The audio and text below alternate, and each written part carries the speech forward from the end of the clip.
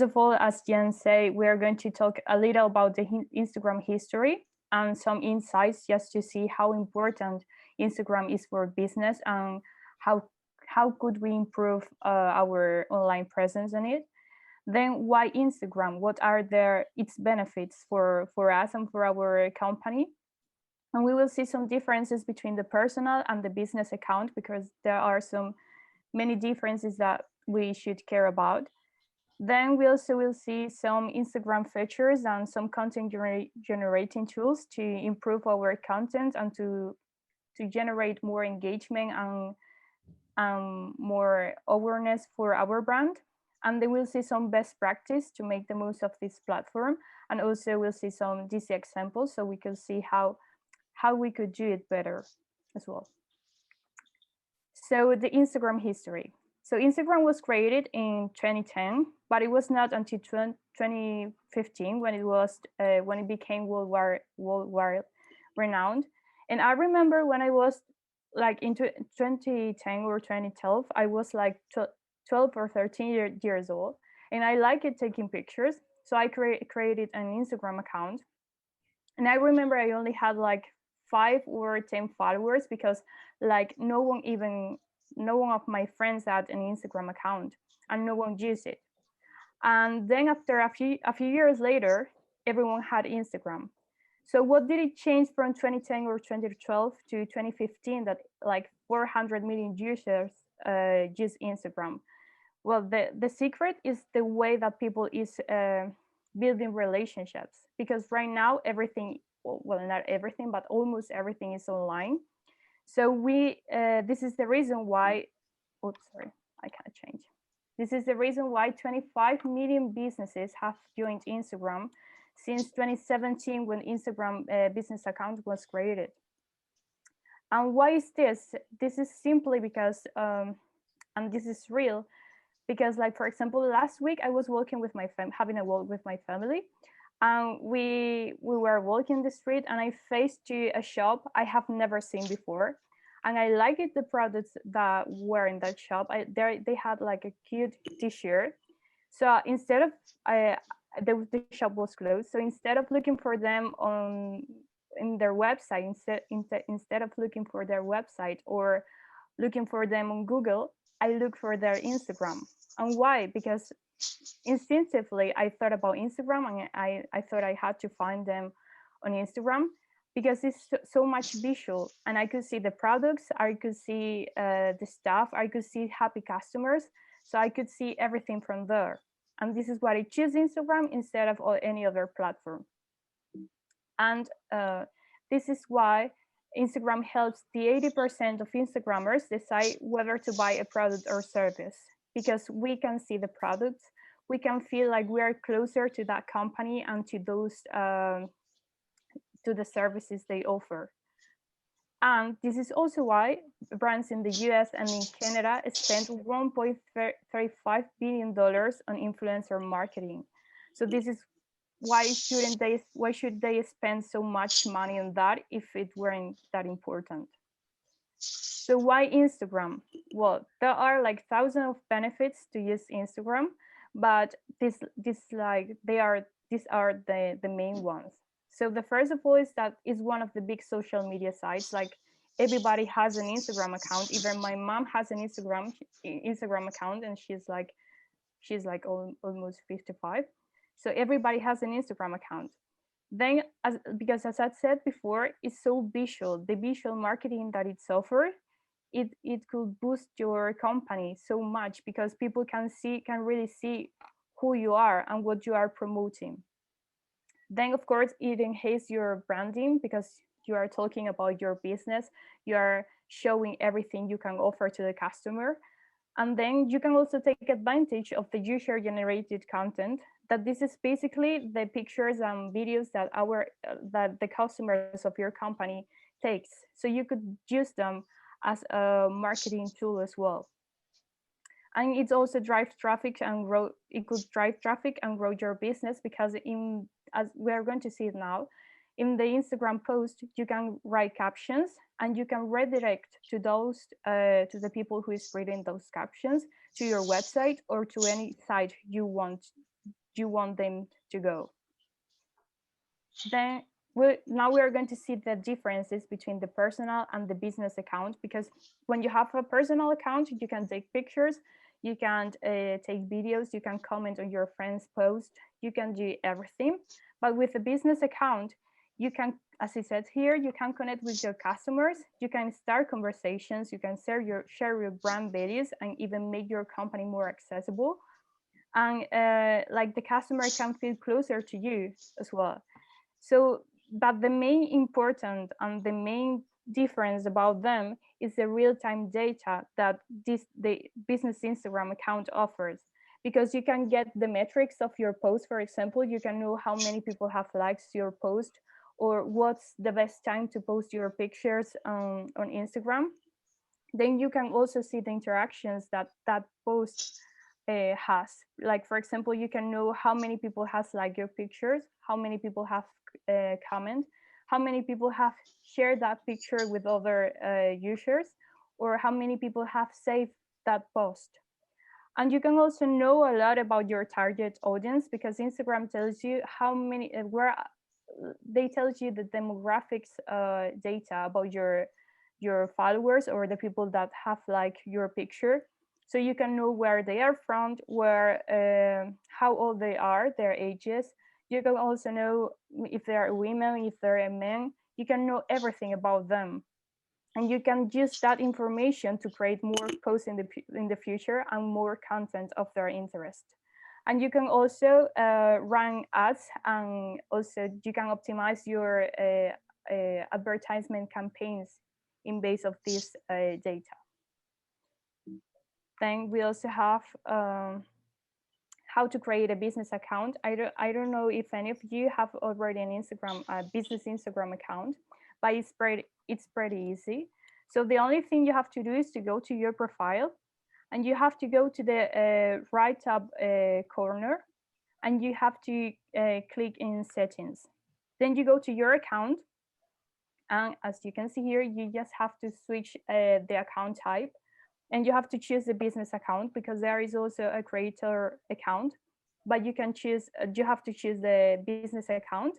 And then you have to select a category that could be like entertainment or photographer or a restaurant. It could be whatever. And then you are done. You just have to you have to write some data about your business, and that's all. And you already have all this information for your business. Then we also have the main Instagram features that you could use to generate very good content. So for example, we've got the feed, and the feed is you can post pictures or videos that are less than 60 seconds, and it's like the homepage of your profile. It's like the homepage of your website. So the feed is what the homepage is for your website. The feed is for your Instagram. And then we also have the stories, which are you can post pictures or videos for 15 seconds long, but you can create multiple clips, so you can post them all together, and it's like a closer relationship with the user, and they disappear after 24 hours. And I wrote a statement about the stories that I would like to share with you, because I think it will help you to understand better what the stories are about. So, and it says, so if your Instagram feed is your brand in a business feed, dress to impress, the stories are you at home in your comfy clothes. So this is like the main differences between the feed and the stories. Then we also got the IGTV, which is similar. Well, people like to compare it to the YouTube content, and this is videos that have to be between 15 and 10 minutes long. So it's like the long form video format for Instagram, and you can create like the content here can deliver to more value to your brand and increase engagement. And then we finally got the reels, that are short clips. They can last like 15 seconds long as well. And this this is focused on another kind of users because it's similar to TikTok. So it's to showcase your products and to connect with people like with millennials and with Generation Z, because so it's for very young people. And then we also got some content generating tools that I would like to share with you because I think they are very helpful to create good content. And first of all, sorry, Anna. So just to add to that, this is what guys we will use to create some designs. So sometimes if you want to do your own social media management, some of the tools that you can use these are the tools that you can use. Okay, so that you have contents behind it. Sorry, Anna, go ahead. Okay, and we've got, first of all, we've got Canva, which is for content generation. So here you can create as much content as you want, because you can create videos, you can create pictures, you can choose different elements to create really good content, and we will see some of them later as well. Then we've also got Infograms, which is for infographics that generate a lot of engagement because people really like infographics. Then we've also got Linktree for links optimization, because sometimes links are very long and it doesn't look really good on the captions. So this is for shorten them. And then we finally got VSCO for photo editing. And I highly recommend it because I use this on regular basis, and it's really good because pictures looks very professional after you use it. So you can use it as well, and you can have pretty good pictures. Jen, if you want to, yeah, so I'll take over from now. Thanks, Anna. So now you guys have a basic understanding of what Instagram is, what the value of using Instagram accounts and for your business. And now you also have Anna did a quick example of what is Instagram, what is the difference between an Instagram personal account versus someone who is business account. So for instance, we have digital consultants business account in Instagram, and then Jenny Paul, and then Anna has her own account. So it's very important that when you're doing this stuff is to do one that's named after your business so that you can attract the right kind of people. Okay. So understanding your audience is very important in Instagram. So for instance, if your audience is for like sports, for instance, right? That how Raymond's audience are like playing sports, but you're talking about, cooking, or you're talking about gardening, that might now attract that audience that are coming to your Instagram post. They're coming to Instagram post to understand about the Aurora lawn, right? And how does that game work, and what is the fun aspect of it? And then you want to talk about find the right time to post. So you don't want to post at 8 a.m. if your audience are not there on Instagram 8 a.m. So kind of understand where your audience are. Naturally, by default, you can make a note is that post is from 11 to 2 o'clock. Between that time frame is where the peak time is. Naturally, by default, usually the post time works, okay? Include call to action. You might understand, what do I mean by call to action? We'll show you some sample designs that we have done. Call to action is like, ask them to do something from the post. Hey, you know what? Answer, what was your best sports that you played when you were in high school? Name the first two sports that you loved playing in high school. So that's a call to action, telling them to engage, start interacting with you, right? The other thing is, sorry guys, if you can just go on mute. I'm hearing some echo. I don't know if it's me or okay, perfect. Thank you, guys. Okay, so the other part is the incorporate user-generated content. So you think about it from a user perspective. What does user want to hear, right? You know what? We played a nice game on Friday. These are the winners. Oh, now the people who are looking at it, they like to see the winners, so they like to see what kind of fun games are there. And so that is user generated. Quality contents. You don't want just contents just making noises. You want contents that are relevant, that are good for that business that you are doing. right? So if you are a counseling company, you're not going to talk about how to fix cars. You're not going to talk about, you know, what are the best time to go for a jog, maybe, right? If you cannot tie it back to your story. Remember, you have a story to tell, and your story should be able to talk to the contents, the quality of the contents that you're bringing out. Because at the end of the day, you don't want to just make noises on Instagram. You want to be able to give relevant, good information.